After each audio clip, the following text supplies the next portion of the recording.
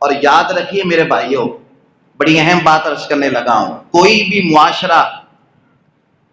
معاشرہ اسی وقت قائم رہ سکتا ہے جب دو چیزیں ہوں کسی معاشرے میں، احترام جان اور احترام مال۔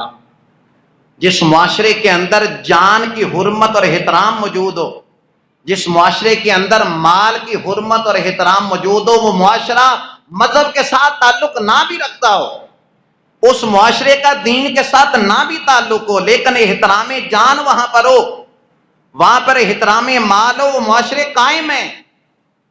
اور اگر دین اسلام کے ماننے والے ہوں لیکن احترام جان نہ ہو، احترام مال نہ ہو، نہ مال وہاں پہ محفوظ ہو نہ جان وہاں پہ محفوظ ہو، تو وہ معاشرے کبھی قائم نہیں رہ سکتے۔ مولا علی شیر خدا کا بڑا پیارا فرمان، فرمایا کائنات کا نظام کفر سے چل سکتا ہے، ظلم سے نہیں چل سکتا۔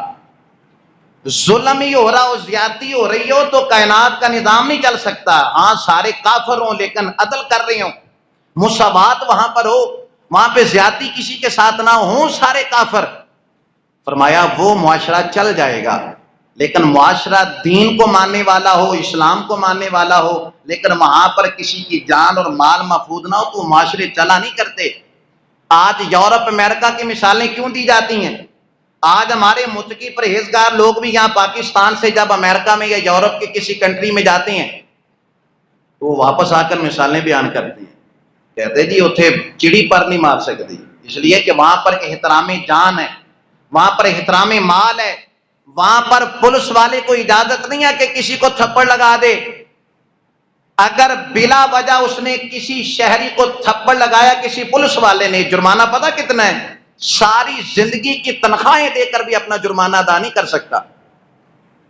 وہاں پر احترام جان رکھا گیا ہے، ایک انسانیت کا، ایک انسان کا جو احترام ہے، وہاں پر کتے اور بلیوں کے حقوق رکھے گئے ہیں۔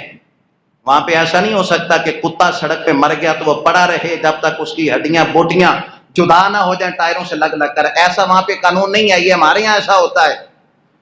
وہاں پر وہ ایک ہمارے مولانا صاحب جب گئے وہاں پر تو انہوں نے دیکھا کہ ٹریفک جام ہے، کوئی 8-10 منٹ تک جب ٹریفک جام رہی تو پوچھا کیا ہوا؟ انہوں نے کہا سامنے ایک کتا مر گیا تھا، ایمبولینس آئی ہے اسے اٹھانے کے لیے۔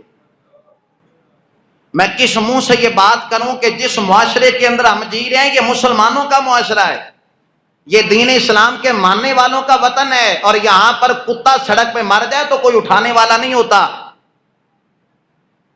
حالانکہ ہم اس نبی کے ماننے والے ہیں جنہوں نے یہ کہا ہے، صحیح بخاری میں حدیث ہے، ایک طویفہ عورت جب وہ ایک جگہ سے گزر رہی تھی، گرمی کا موسم تھا، پیاس اس کو لگی تو اس نے کنویں سے جس طرح بھی ہو سکا اس نے وہ پانی پی لیا۔ پانی پی کر جب جانے لگی تو ساتھ ہی اس نے دیکھا کہ کتا ہے جو پیاس کی وجہ سے اس نے زبان باہر نکالی ہے، اب وہ بے زبان ہے، وہ کس سے کہے کہ مجھے پیاس لگی ہے؟ تھی وہ طویفہ عورت، کنجری جسے کہا جاتا ہے۔ نبی پاک یہ واقعہ بیان فرما رہے ہیں، اسے ترس آیا کہ میں انسان ہوں، مجھے سمجھ ہے کہ پانی کس طریقے سے لیا جا سکتا ہے، میں نے پانی پی لیا، یہ بے زبان ہے، یہ کسے کہے کہ مجھے پیاس لگی ہے؟ اسے ترس آیا، اس نے جیسے تیسے کر کے کنویں سے پانی نکال کر کتے کے سامنے رکھا، کتے نے پانی پیا۔ اللہ نے اس کا یہ نہیں دیکھا کہ یہ تو طویفہ عورت ہے، اللہ نے یہ دیکھا کہ کتا میری مخلوق ہے۔ اس طویفہ عورت نے اس کتے کے ساتھ یہ رحم والا معاملہ کیا، اللہ نے اس طویفہ عورت کی بخشش فرما دی۔ یہ حدیث ہم سب نے سن رکھی ہے، تو جب یہ حدیثیں ہمارے سامنے ہیں تو پھر ہمارے معاشرے کے اندر اس طرح کے جانور سڑکوں پہ پڑے کیوں مل جاتی ہیں؟ کبھی کسی نے گوارا ہی نہیں کیا کہ یار کسی رسی یا کسی سوٹی کے ذریعے اس کتے کو چلو سڑک سے تو سائڈ پہ کر دیا جائے۔ کتے کو پانی پلانے کی وجہ سے بخشش ہے تو کتا بھی تو اللہ کی مخلوق ہے نا۔ تو اس معاشرے کے اندر احترام جان ہے، احترام مال ہے۔